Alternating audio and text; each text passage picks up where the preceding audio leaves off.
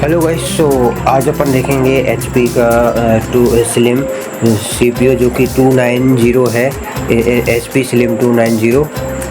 और इसमें भाई अपन देखेंगे कि यार M.2 का स्लॉट मैंने रिसर्च किया, बाकी पढ़ा कि इसमें M.2 का स्लॉट है कि नहीं।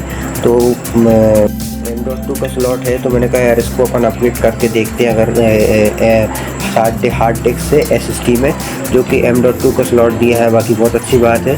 और जनरेशन समथिंग इसकी मुझे याद नहीं आ रही है, ये 6th या 8th जनरेशन के बीच में समथिंग हो सकता है। HP का स्लिम के CPU है, ठीक है। सो आज अपन इसको भाई से जो ABM कंपनी की M.2 की SSD आपने पिछली वीडियो में देख लिया होगा, अनबॉक्सिंग किया था। तो और उसके लिए गाइस लाइक करना और कमेंट करना, सब्सक्राइब करना, और उसके लिए भी लाइक करना, कमेंट करना, सब्सक्राइब करना। और गेमिंग PC का भी बिल्ड का लेकर आई थी अपन AMD का Ryzen 500 का, उसको दोस्तों को शेयर करो वीडियोस। और इस NVMe M.2 की SSD को भी शेयर करना, ओके। जो कि SSD जो मुझे अच्छी लगी 1500 से 2000 के बीच में आ जाती है। तो ये 256 GB की है, NVMe जनरेशन 3, ओके। सो 2280 उसका मॉडल नंबर है।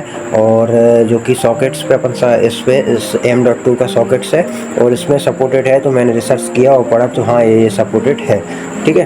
तो चलते हैं। सो गाइस अपन सबसे पहले तो अपन ऐसे मैं इसके स्पेसिफिकेशन बता देता हूँ CPU के। अपन ने स्पेसिफिकेशन इसके तो पढ़ ही लिए हैं, EBM M.2 के SSD के NVMe, ओके। सो पिछली वीडियो में देख लेना, पूरी इन्फॉर्मेशन अच्छे से है, ओके। चलो सो चलते हैं भाई, CPU के बारे में बता देता हूँ। इसमें DDR4 की रैम से और 4 GB की, ओके। ये 1800 से 2133 मेगाहर्ट्ज़ या 1866 मेगाहर्ट्ज़ की समथिंग हो सकती है इसकी क्लॉक स्पीड्स।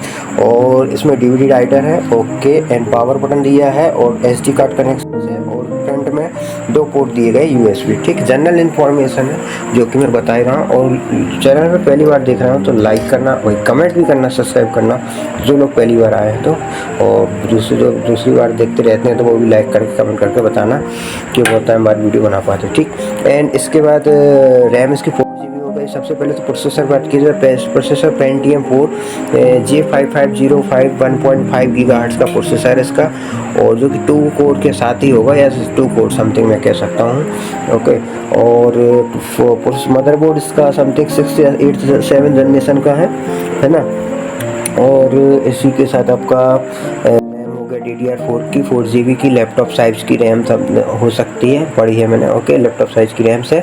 और इसका आपका DVD राइटर दिया है। हार्ड डिस्क इसकी 1 TB की है जो कि WD या सी ग्रेड की होगी, ओके। इसमें SSD नहीं है तो आज अपन इसमें SSD का इंस्टॉलेशन करेंगे और अपग्रेड करके चेक करेंगे विंडोज़ को, ओके। चलिए सो बैक साइड और दिखा देता हूँ मैं। राइट साइड में वेंटिलेशन वगैरह दिए गए हैं, छोटा CPU है, मिनी, बहुत सुपर है। Office work and video editing के हिसाब से नहीं कह सकता हूँ मैं, ऑफिस वर्क के हिसाब से है। नॉर्मली कैजुअली गेमिंग्स के हिसाब से, छोटे मोटे गेम्स खेलना तो उस हिसाब से भी ठीक है। टॉप में ये इस टाइप का दिखता है, ब्लैक कलर का है, ओके। एंड बैक साइड दिखा देता हूँ मैं आपको। बैक साइड इसका पोर्ट्स कनेक्शन ऊपर USB रहता है नॉर्मली मदरबोर्ड में, मगर इसमें नीचे आईडियो दिए गए हैं। ऊपर टॉप में आईडियो दिया गया है, माइक दिया है और DJ साउंड्स के कनेक्शंस दिया है। एंड पावर कनेक्शन दिया है, HDMI पोर्ट्स है। और इसी के साथ साथ आपको DJ पोर्ट्स है और IO इनपुट दिया गया है। इंटरनेट कनेक्शन दिया है, USB दिया है 1 2 3 4, ठीक, ओके। सो ये मैं कह सकता हूँ भाई कि जनरल इन्फॉर्मेशन मैंने बता दिया मदरबोर्ड की जैसी रहती है आउटपुट्स की, ओके। तो चलते हैं अपन देखते हैं। सबसे पहले तो इसके साथ एक चार्जर्स भी आता है, तो मैं वो चार्जर्स को बता देता हूँ जो कि पावर एडाप्टर टाइप का रहता है। मैं उसको चार्जर इसलिए बोल रहा हूँ क्योंकि वो है ही वो चार्जर ही जैसा। तो चल में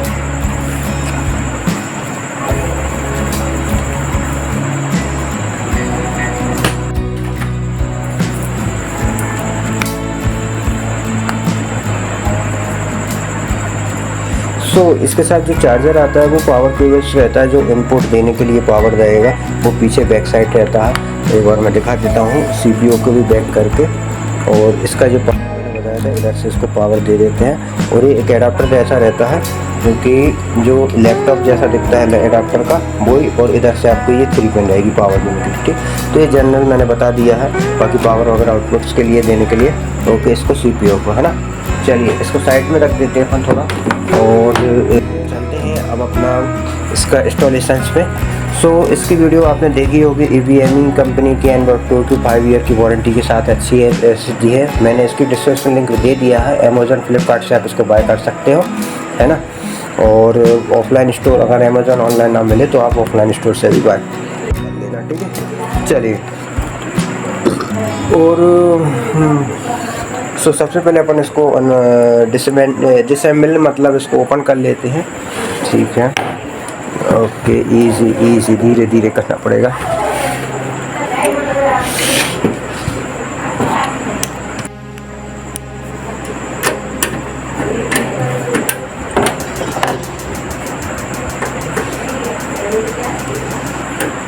ओके, निकाल लिया है।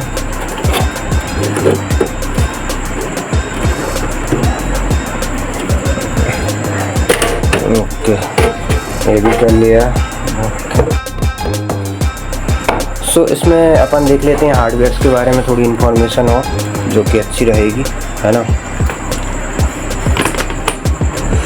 सो इसकी हार्डवेयर की इन्फॉर्मेशन आप देख पा रहे होंगे। CPU जो 1.5 गीगाहर्ट्ज़ का है, बहुत ही छोटा प्रोसेसर है। बाकी मुझे लग नहीं रहा है यार 6-7 जनरेशन के हिसाब से इसको देना चाहिए। और 1.5 गीगा छोटा हो जाता है। इसकी हीट सिंक्स दी गई है, और एक छोटा सा 30 mm मैं कह सकता हूँ या 10 mm का CPU फैन दिया हुआ सकते हैं ना। और इसके साथ ही आपका मदरबोर्ड ये पूरा है मदरबोर्ड्स। और इधर आपका हार्ड डिस्क ले सकते हैं जो 1 TB की है।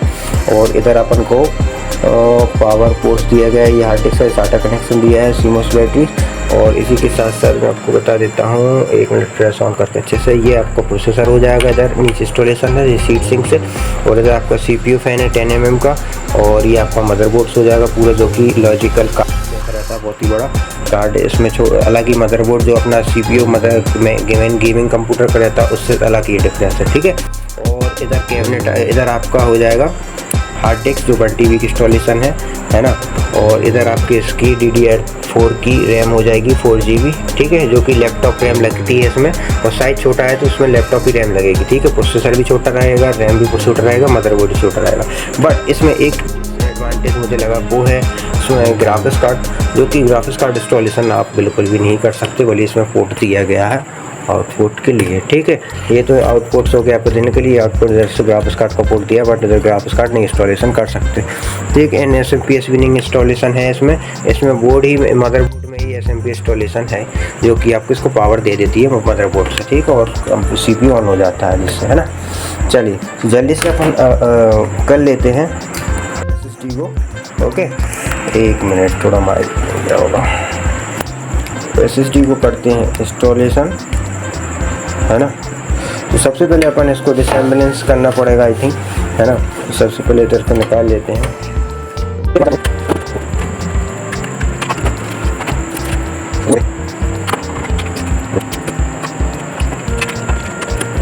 सो ये अपने हार्ड डिस्क इंस्टॉलेशन से, ओके। आई थिंक मुझे WD की लग रही है ब्लू कलर में, ओके, है ना गाइस। सो अब अपन ने इतना ओपन कर लिया है, ओके। अब चलते हैं अपन इसको थोड़ा साइड में रख देते हैं। और इधर आपका ये मदरबोर्ड इंस्टॉलेशन हो गया है ना। ये मदरबोर्ड इंस्टॉलेशन है, ठीक है, जो कि 6-7 जनरेशन का मैं कह सकता हूँ। ये मदरबोर्ड पूरी प्लेट से है, ठीक है। इधर CMOS बैटरी लगी हुई है, इधर 1 रैम लगा सकते हैं अपनी लगी हुई इंस्टॉलेशन है।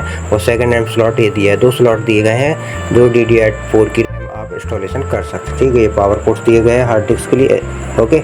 और ये आपके DVD राइटर के लिए पावर पोर्ट्स दिए गए हैं। और ये SATA ID के लिए पावर पोर्ट्स है, ठीक। और ये SATA पोर्ट डेटा ट्रांसफ़र के लिए दिए गए, 2 पोर्ट SATA पोर्ट्स दिए गए हैं। और एक पावर पोर्ट DVD राइटर्स के लिए दिए गए हैं। और इसका हार्ड डिस्क का पावर पोर्ट SATA दिए गए, ओके। चलिए सो इंस्टॉलेशन करते हैं। और इधर आपका वाईफाई डिवाइसेस कार्ड दिए गया है एंड ब्लूटूथ डिवाइसेस कार्ड भी दिया गया है, ओके। ये तो नहीं लग रहा है कि ब्लूटूथ भी है, वाईफाई भी, ठीक। चलिए सो SSD को करते हैं रिमूव और अनबॉक्सिंग, मतलब अनपैकिंग करते हैं। पैकिंग से निकाल लेते हैं, पहले भी निकली हुई थी, ईजिली तरीके से, है ना। ओके ओके, इधर आपको M.2 की SSD लग जाएगी, ठीक है।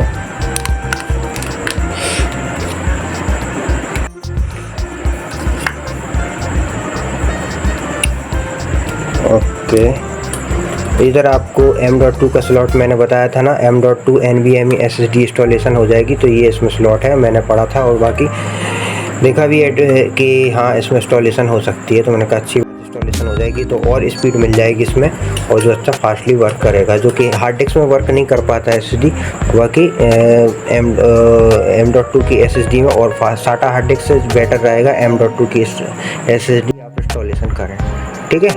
चलिए, तो अब इंस्टॉलेशन अपन कर लेते हैं इजीली। इसको इधर से ब्रैकेट से लगा देंगे।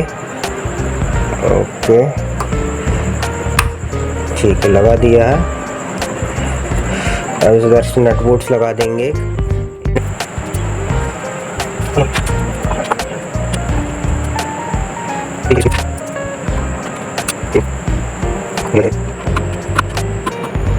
ये लग नहीं पा रहा है बाकी, क्योंकि उसके साइज का मिल नहीं रहा होगा, इसलिए हो जाए।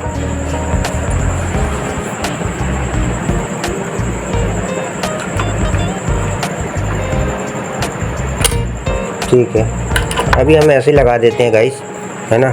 ये अपन इंस्टॉलेशन कर लिया है M.2 की SSD, ठीक है। अब चलिए जल्दी से अपन इसको अब पैकिंग कर लेते हैं जैसे पहले था, क्योंकि अब वापस इंस्टॉलेशन करना पड़ेगा।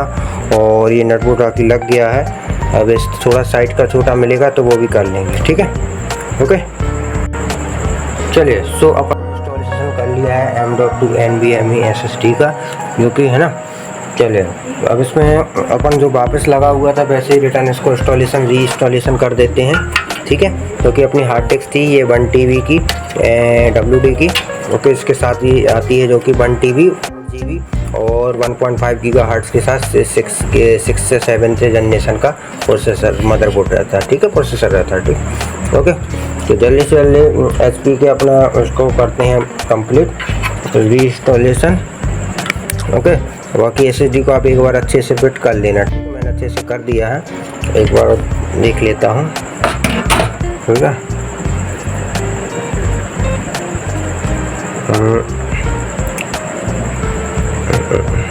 ठीक है, ये लग चुके हैं, ठीक, फिटिंग हो चुका है। तो ये कहो भाई, इसमें M.2 का SSD दिया था, तो बाकी परफॉर्मेंस में बहुत अच्छा मिल जाएगा अपन को। नहीं तो अभी तो आजकल M.2 की SSD बहुत कम ही आ रही है, अब आने लगी है 6 जनरेशन 7 जनरेशन से, बाकी बेटर है। M.2 की SSD से ये परफॉर्मेंस है, ये गेमिंग में और वीडियो एडिटिंग में ही मिल जाती है, और ऑफिस वर्क के हिसाब से ये जो PC रहती है आपके, वो भी स्पीडली ओपन हो जाती है ना। चलिए, तो इसको मैंने इधर से देखो एक बार बता देता हूँ, ये देखिए, जल्दी से अपन फास्टली कर देते हैं इसको री इंस्टॉलिंग, है ना, जल्दी से जल्दी। ओके, ये है एक कट, ठीक। चलिए, एक ये नट बोल्ट्स, एक ये नट बोल्ट से, एक ये, एक ये,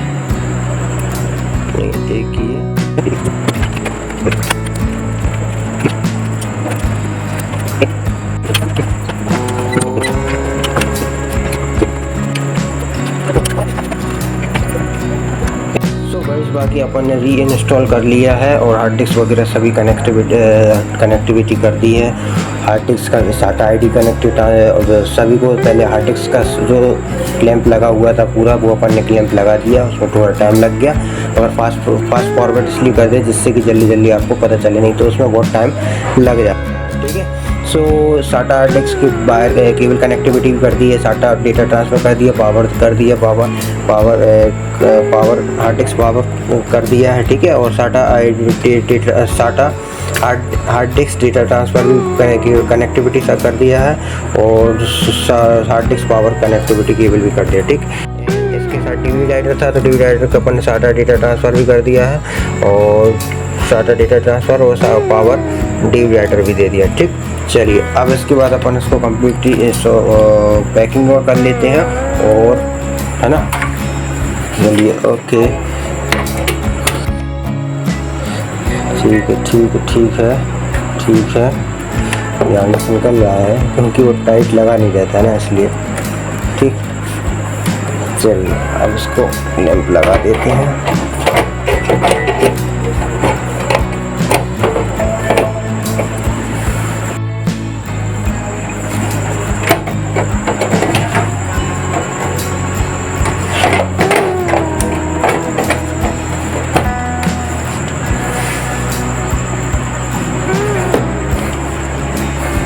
थोड़ा इधर से कर दिया है मूवमेंट।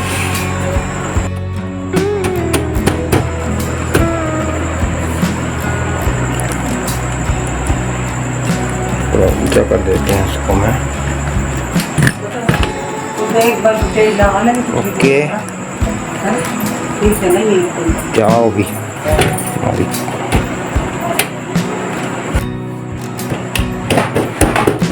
ओके,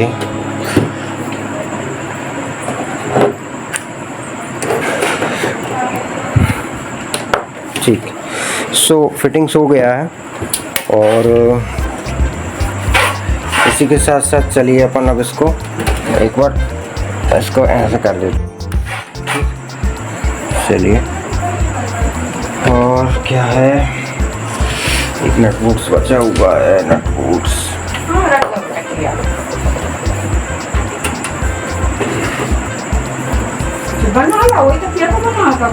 ओके, हुआ।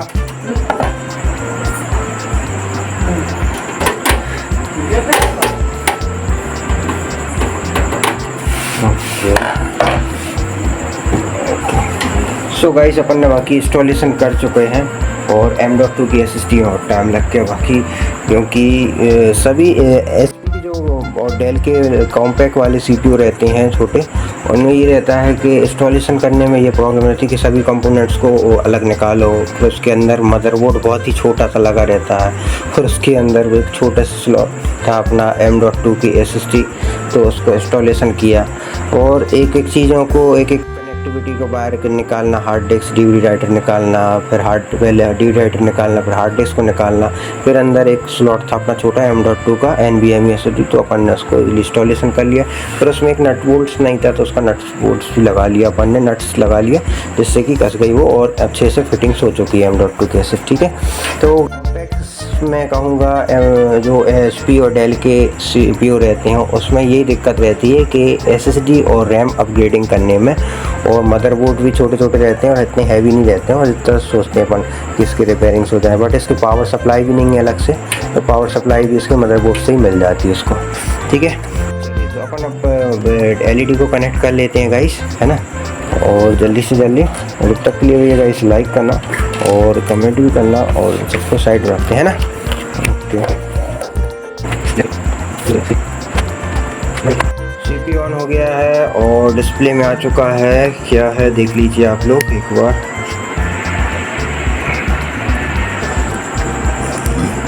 The compose check sums inbuilt the CMOS बोलेंगे इसको मैं, ठीक है, CMOS is check sums compose. ठीक, तो इधर से एक सेकंड, क्या बोल रहा है, एरर।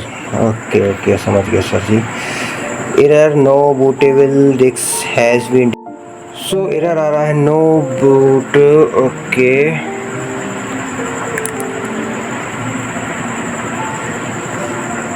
थोड़ा LED को साफ। सो गाइस, ये अपन ने LED थोड़ा क्लीन कर लिया है, ठीक है, बहुत रफी दिख रहा था पहले। तो इसमें मैसेज आ रहा है no error, no boot disk has been detected और द डिस्क हैज़ फेल्ड। ठीक है, बाकी इसको भी अपन सॉल्व हो जाएगा, वो वैसे प्रॉब्लम नहीं है। इसमें क्या है कि बूटेबल डिवाइस कोई कनेक्टिविटी नहीं है, इसलिए ये एरर शो कर रहा है। ठीक है, तो इसमें क्या है, जब अपने विंडो इंस्टॉलेशन कर लेंगे, विंडोज़ 10 बाकी अपन करेंगे, इसमें 10 नहीं करेंगे, 11 नहीं करेंगे, क्योंकि 11 के लिए वो हाई हो जाएगा और 1.5 गीगाहर्ट्ज़ से 1 गीगाहर्ट्ज़ के ऊपर 64 बिट अपन डाल सकते हैं। ईजिली वर्किंग तो कर लेगी, बट M.2 की SSD है और 4 GB की रैम है, जिससे कि कंफर्टेबल हो जाएगा विंडोज़ 10। ठीक, ओके, सो चलते हैं तो अपन अब विंडोज़ 10 के साथ मिलते हैं, है ना। और गाइस, लाइक करते रहना और कमेंट करते रहना और बताना कौन कौन देख रहा है वीडियोस, है ना, और दोस्तों को भी शेयर भी करना। और बाकी कैबिनेट तो आप देख ही रहे हो कितना छोटा है, बिल्कुल ही स्लिम, है ना। ओके, और LED जो अपनी मॉनिटर्स है IPS के AOC 22H, ठीक। और जल्दी से जल्दी आप विंडोज़ डालते हैं, अपन इंस्टॉलेशन कर लेते हैं, है ना, और फिर मिलते हैं। ओके गाइस,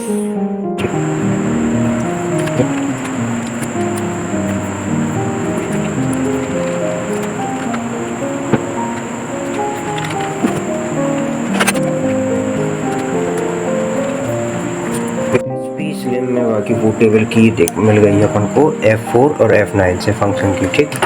चलिए सेंडिक्स कर लेते हैं, सिलेक्ट,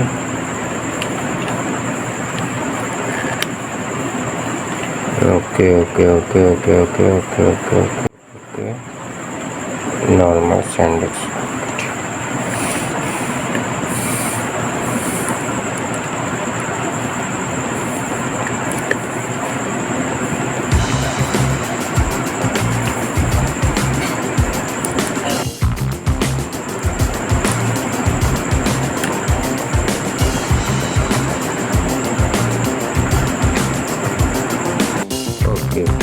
सो UEFI मोड ओनली, ठीक है।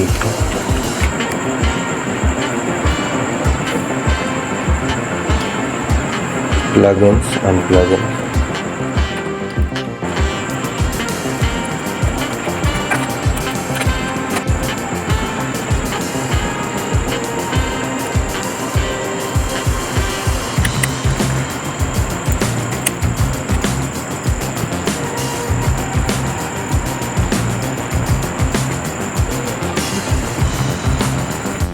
बाकी अपनी विंडोज चल चुकी है, और बाकी मैंने इसको फास्ट फॉरवर्ड कर दिया है ना। तो इसलिए जल्दी जल्दी विंडो फॉर्मेटिंग वगैरह पार्टीशन बनाया अपन ने, और उसके बाद ही कम्प्लीटली हो पाई।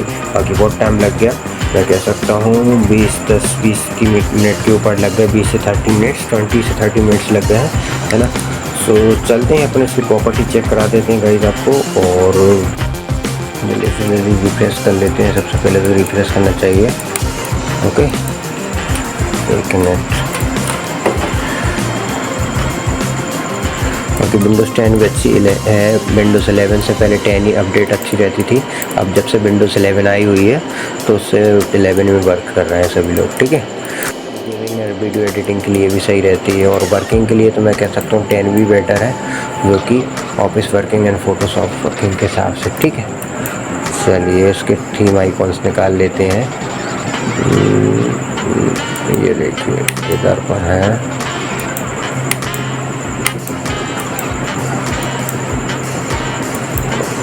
ओके। और इसकी सेटिंग्स पे चलते हैं और अपडेटिंग भी देख लेते हैं, अपग्रेड है कि नहीं विंडोज़, क्योंकि वो माइक्रोसॉफ्ट ऑफिस वर्ड वाले माइक्रोसॉफ्ट ऑफिस की विंडोज़ है उसमें, ठीक है। और मेरे हिसाब से यस अपडेटिंग एक्टिविटीज बता रहा है मुझे।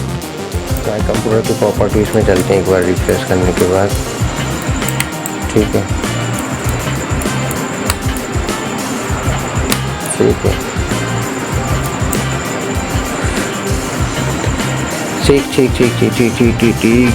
क्या बोल रहा है, विंडोज़ 10 प्रो है, ओके ओके ओके, डेस्कटॉप है, Pentium RJ550 CPU है, ठीक है। तो प्रॉपर्टीज़ खुल गई, तो मैं प्रॉपर्टीज़ भी बता देता हूँ आपको, ओके, ठीक है।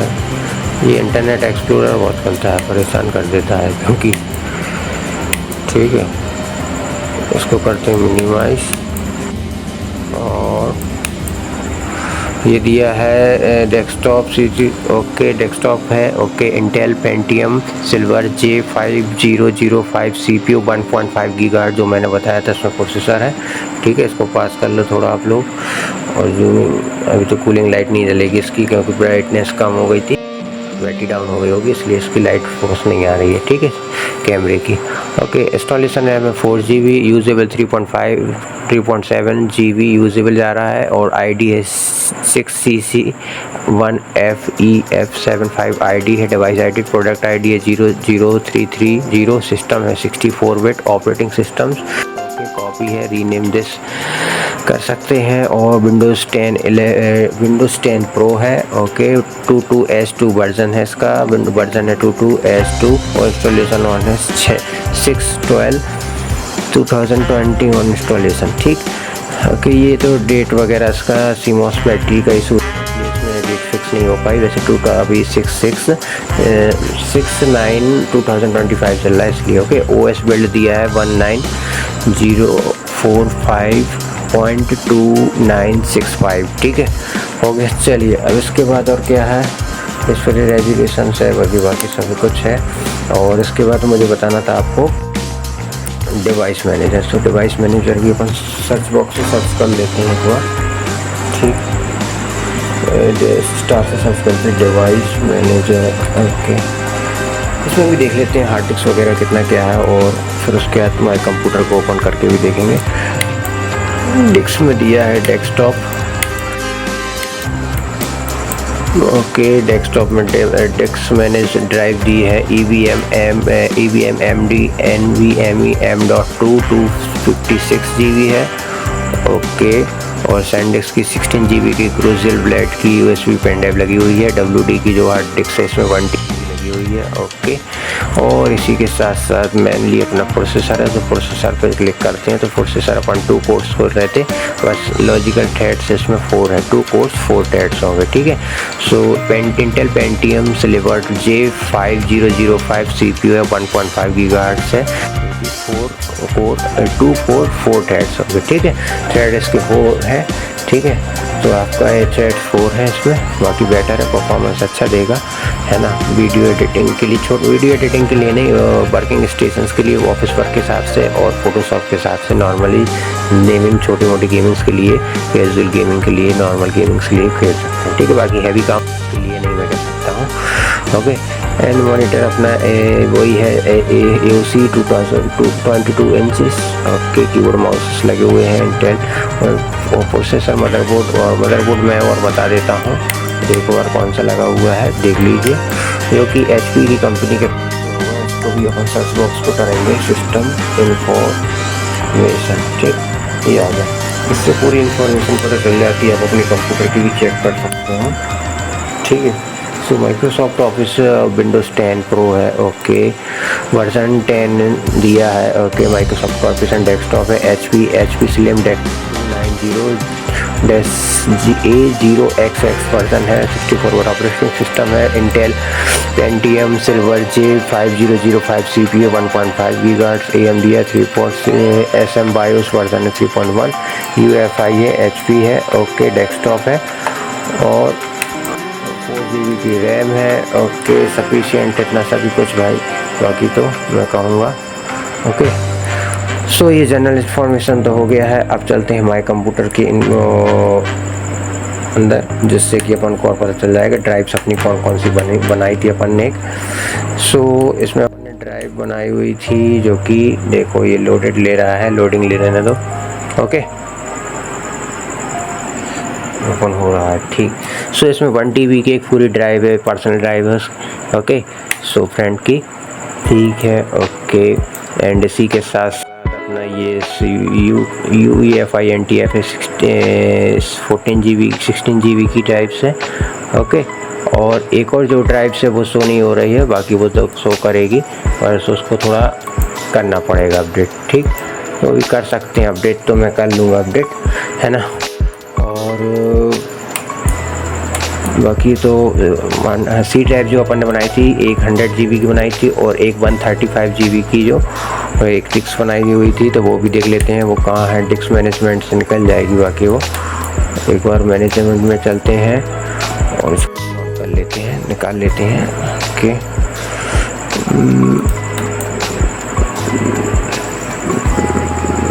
ये देखिए ये आ गई 135, इसको भी अपन ऐड कर सकते हैं, ठीक है।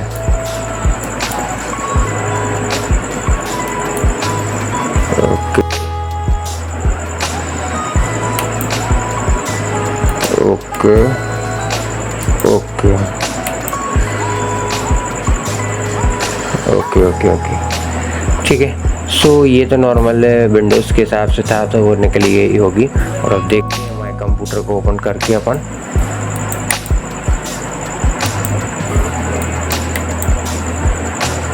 ओके, ओके, ओके, ओके, अभी शो नहीं हो रही होगी, आ जाएगी। रीस्टार्ट करने पर चेक कर लेते हैं। कोई स्टार्टिंग कर लेते हैं। ओके, लोडिंग में HP का ब्रांडिंग आ रहा है, नेम HP, आउटपुट इस इंटेल PC है। ओके, अच्छा है, इंटेल आ रहा है, नहीं ठीक है।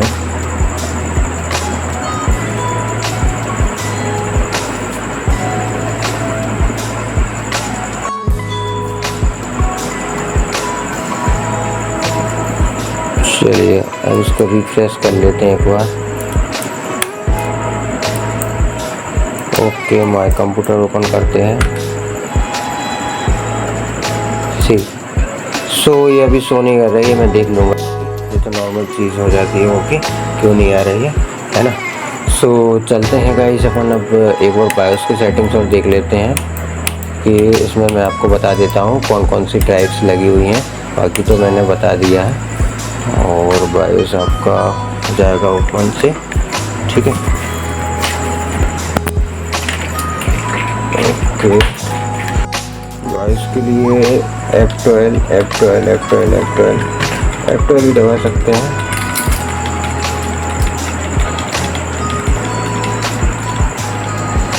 अभी नहीं आ रहा है, विंडोज लोडिंग होने लगी है।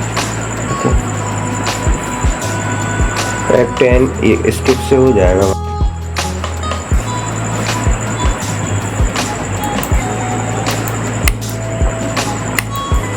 F10 स्किप से हो जाएगा। बायोस की सेटिंग्स और देख लेते हैं, फिर उसके बाद अपना भाई वीडियो बड़ी लॉन्ग हो गई है, बट ये है कि इन्फॉर्मेशन हो चुकी है। ओके, इसके पूरा F10 दबा देना आप। ओके, तो इससे जल्दी आपका बायोस मैनेजर ओपन हो जाएगा, बायोस मैनेजर ओपन हो जाएगा।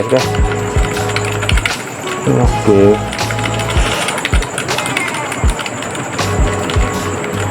ये देखिए।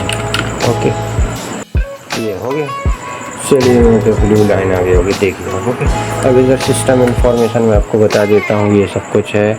Okay, HP slim desktop 290-A0XXXX। Okay, और HP डेस्कटॉप है। ओके, स्लिम दिया, इंटेल प्रोसेसर है इसमें, slim Pentium silver J5005 CPU 1.5 GHz।